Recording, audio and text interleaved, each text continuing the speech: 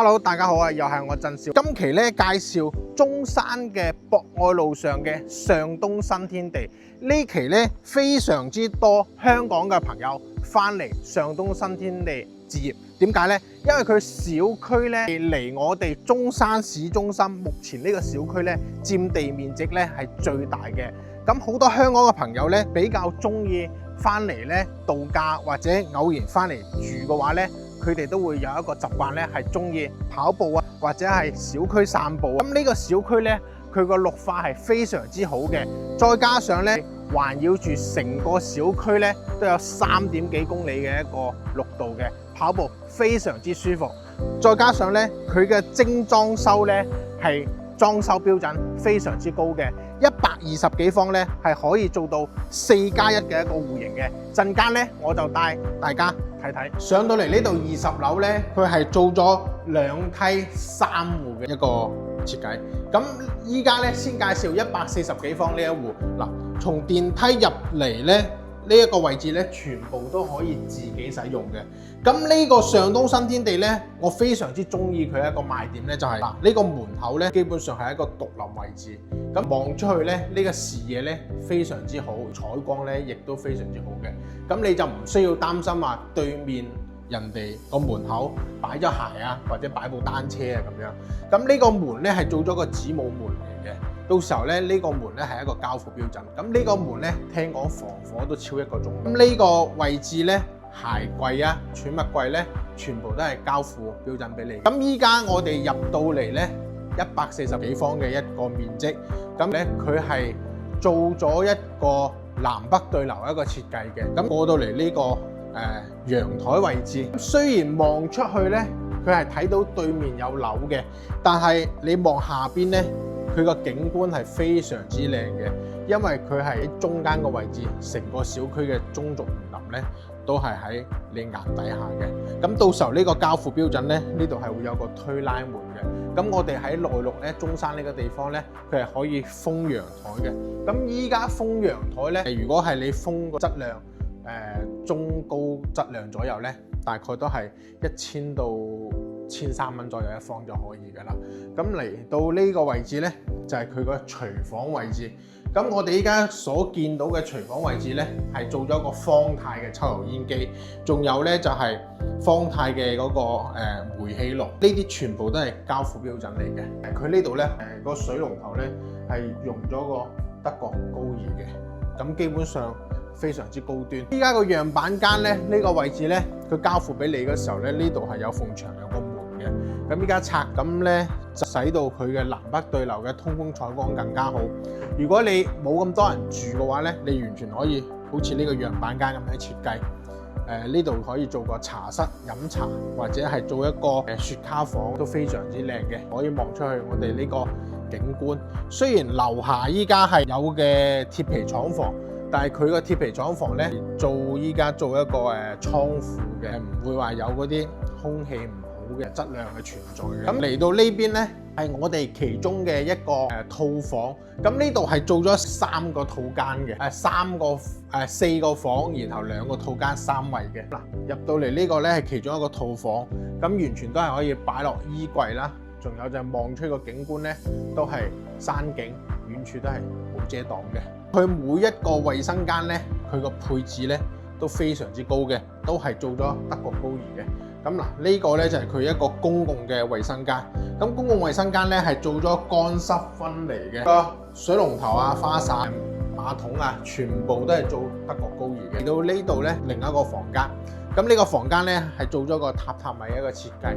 咁你就算唔做榻榻米一個設計嘅話咧，佢都係比較闊嘅。咁呢度擺落衣櫃都係冇問題嘅。140幾方，做咗4房，有雙套間。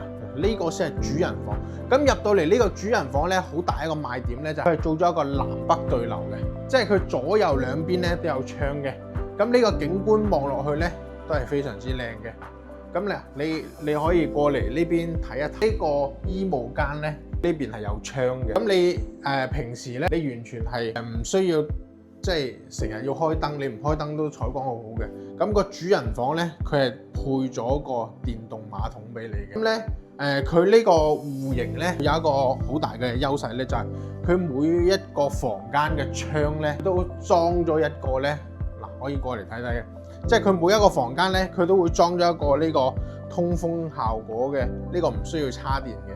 即係你有時候翻咗香港，你翻嚟咧你間屋咧會好焗嘅，但係你開咗呢個咧，佢係可以達到一個通風，但係雨咧又唔會淋入嚟嘅。呢個咧就係140幾方嘅一個面積，咁依家總價咧大概係170幾到180幾萬之間。咁依家就帶你哋另外一個戶型。咁咧嗱，呢度咧係做咗2梯3戶，咁過嚟呢邊咧係120幾方呢個戶型。咁呢個120幾方呢個戶型咧，就係呢度到時候咧係會有個防火門嘅。咁呢度咧就基本上可以你自己使用噶啦。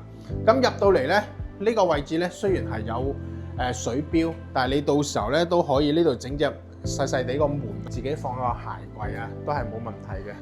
咁呢個戶型咧係好犀利喎，120幾方係做咗4+1嘅喎。咁呢個位置咧係完全贈送俾你嘅。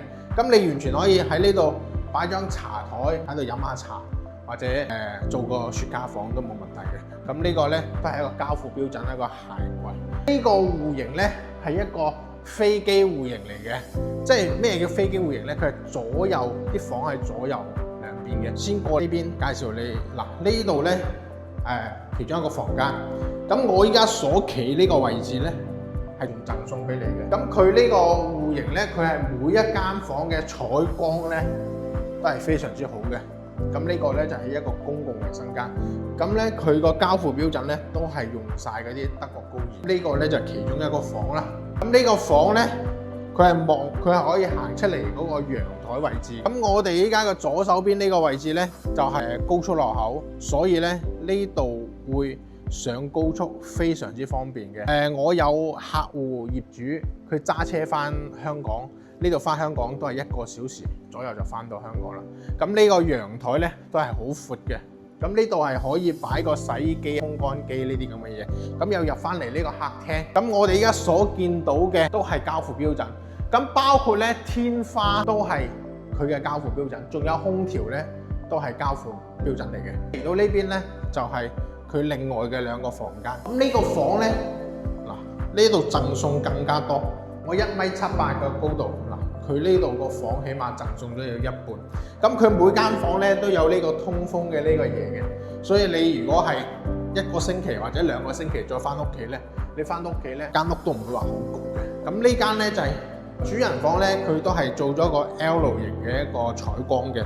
咁我所企嘅地方咧都係贈送位置嚟嘅。咁佢呢個戶型咧，依家喺上東新天地咧係賣得最好嘅。點解咧？